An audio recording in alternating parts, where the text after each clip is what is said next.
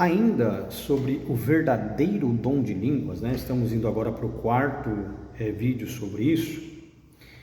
Expliquei para vocês Marcos 16, 17, né? Onde Cristo diz, falarão novas línguas. Expliquei o que é isso em Atos.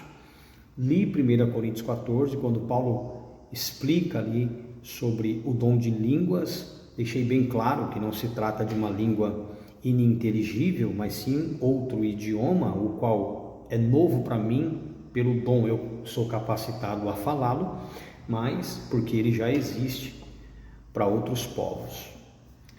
E agora, em 1 Coríntios 13, eu lerei o versículo de número 1, para que vocês entendam o que verdadeiramente é a língua dos anjos, tá?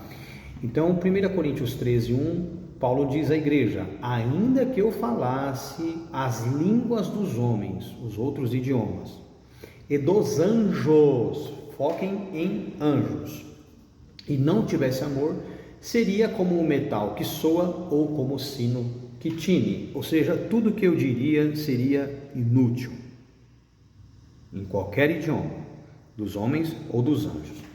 Mas quem são os anjos? Apocalipse, vamos lá. Apocalipse, capítulo 1.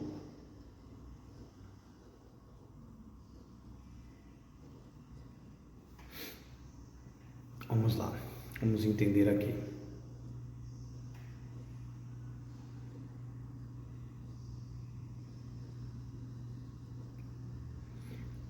Apocalipse capítulo 1, versículos 19 e 20, diz assim: escreve as coisas que tem visto, e as que são, e as que depois delas hão de acontecer. O mistério das 7 estrelas, que viste na minha destra, e dos 7 castiçais de ouro. As 7 estrelas são os anjos das 7 igrejas, e os 7 castiçais que viste são as igrejas. Então ele está falando aqui de igrejas e de anjos. Quem são esses anjos na igreja? Quando você vai para o capítulo 2 de Apocalipse,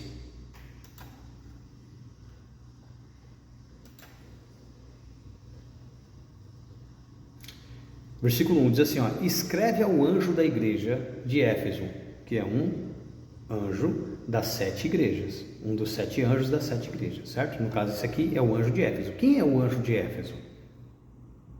Ou de Esmirna, ou de qualquer outra das 7 igrejas. Quem são esses anjos?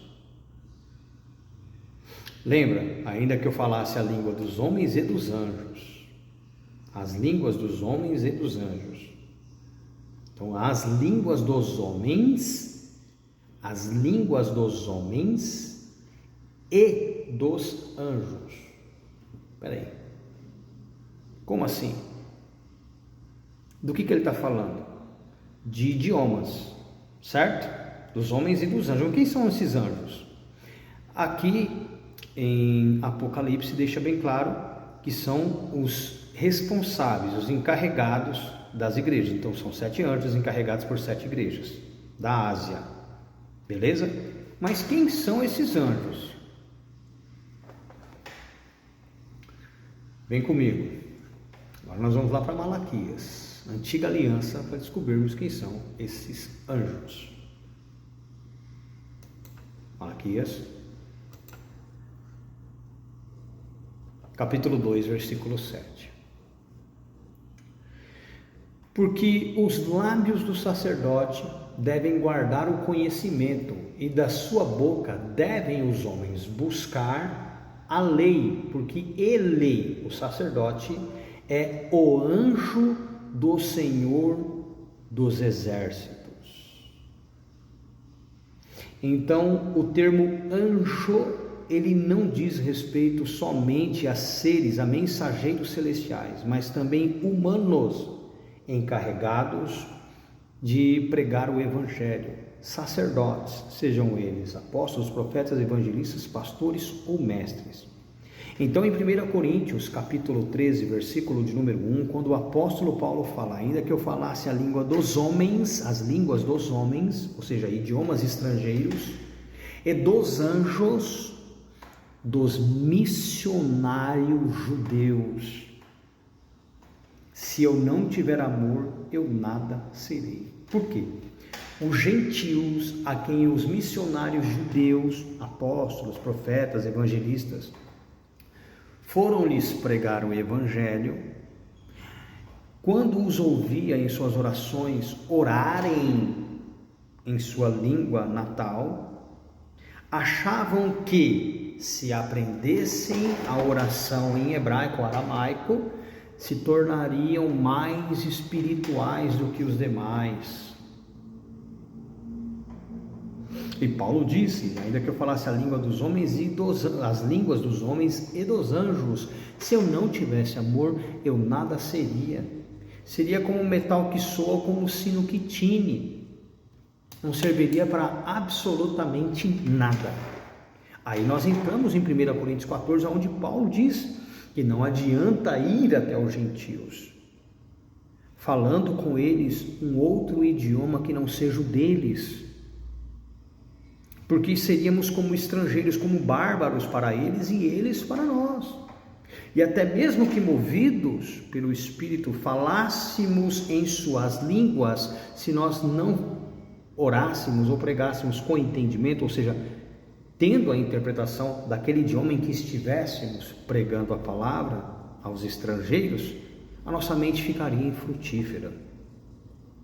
Logo, meus amados irmãos, o verdadeiro dom de línguas ou língua dos anjos é falar em outro idioma que não seja o nosso. Não é de maneira nenhuma falar uma língua ininteligível, uma língua inexistente dentre os demais habitantes da terra. Falar uma nova língua, é falar outro idioma.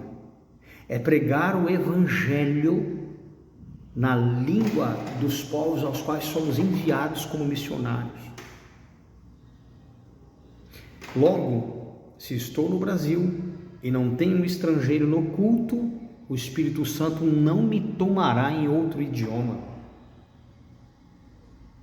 Agora, se houver um estrangeiro, possa ser que o Espírito me leve a pregar as maravilhas de Deus em sua própria língua e ele se convença, ele se converta, ou que, pregando eu em outra nação, Deus me tome e me faça pregar em seu idioma. Se eu não entendo, tenho que pedir para Deus a interpretação, para que a minha mente não fique também infrutífera.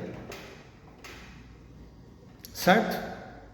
Lembrando que o que Cristo disse em Marcos 16, 17, como foi explicado no primeiro vídeo, falarão novas línguas, novas kainós, uma língua já existente, nova para vocês, mas não para os estrangeiros aos quais eu vos enviarei a pregar o evangelho, ou os estrangeiros aos quais eu enviarei a vós para que ouçam as grandezas, as maravilhas de Deus por meio da vossa pregação na língua deles, como aconteceu em Atos capítulo 2, como eu expliquei também. Então tomem cuidado com os falsos profetas. Muitos o são por ignorância, outros o são por fabricação do sistema movido pelo espírito da operação do erro, do engano. Tomem cuidado, tomem cuidado. Toda vez que uma pessoa começar a orar em línguas perto de você, sabendo disso, tendo esse entendimento que eu lhe passei agora, repreenda, e você vai ver que o profeta perde a força, que aquele que está ali vindo profetizar naquelas línguas, ele perde a força. Encare-o e no seu entendimento comece a repreender, ou ouvindo, fala: eu te repreendo o espírito da operação do erro. Pode falar na cara e você vai ver. Essa pessoa vai ficar desconcertada, vai perder. Ou então, se você colocar a mão na cabeça e falar: eu repreendo todo o espírito do engano, toda a operação do erro, você vai ver que vai manifestar um demônio ali. Ok? Porque se o dom de língua que ele estiver falando for realmente de Deus, Deus vai te dar a interpretação ou vai levantar um intérprete. Se não, é o diabo que está agindo ali. Ok? Ou carnalidade, um farsante que está ali querendo te passar a perna, te enganar. Tá bom? Deus abençoe vocês. Fiquem na paz. Shalom.